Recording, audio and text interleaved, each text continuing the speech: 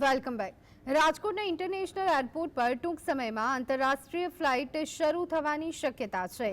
ત્યાં international ફ્લાઇટના immigration તેમજ custom માટેના કાઉન્ટર તૈયાર થઈ ચૂક્યા છે। રાજકોટ અમદાવાદ હાઈવે પર ચોટીલા પાસે હીરાસરમાં સ્થિત રાજકોટ ઇન્ટરનેશનલ એરપોર્ટ પર નવા ટર્મિનલ બિલ્ડિંગનું કામ થોડા સમયમાં પૂર્ણ થશે અને પહેલી ઇન્ટરનેશનલ ફ્લાઇટ દુબઈની શરૂ થાય તેવી શક્યતા છે, જેનો લાભ રાજકોટ સહિત સૌરાષ્ટ્રવાસીઓને મળતા વિકાસની ગતિ તેજ બનશે।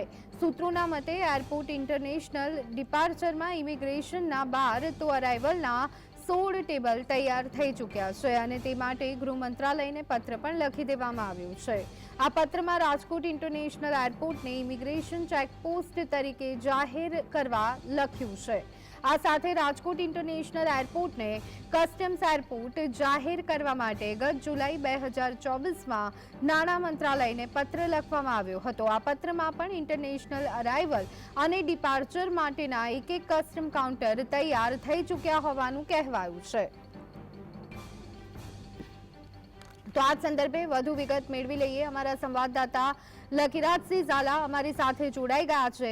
લકીરાજ, સૂત્રોના મતે એરપોર્ટ ઉપર ઇન્ટરનેશનલ ડિપાર્ચર ઇમિગ્રેશનના 12 તો અરાઇવલના 16 ટેબલ તૈયાર થઈ ચૂક્યા છે। ગૃહ મંત્રાલયને પત્ર લખવામાં આવ્યો છે, શું વિગતો?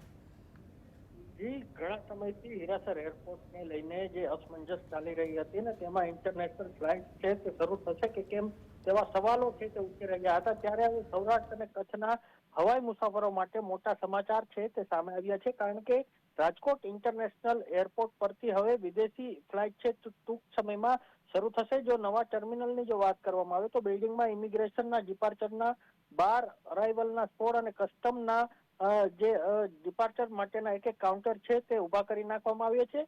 પ્રથમ જે હીરાસર ઇન્ટરનેશનલ એરપોર્ટ છે ત્યાંથી જે ફ્લાઇટ દુબઈની મળશે અને તેવી શક્યતાઓ હાલ તો સેવાઈ રહી છે। તો બીજી તરફ રાજકોટ એરપોર્ટ ઓથોરિટી દ્વારા ગૃહ મંત્રાલય તેમજ નાણાં મંત્રાલયને પત્ર પણ લખી નાખવામાં આવ્યું છે। ત્યારે હવે ટૂંક જ સમયમાં જે આ જે દુબઈની ફ્લાઇટ રાજકોટ ઇન્ટરનેશનલ એરપોર્ટ પરથી ઉપસે તેવી લોકો રાહ જોઈ રહ્યા છે।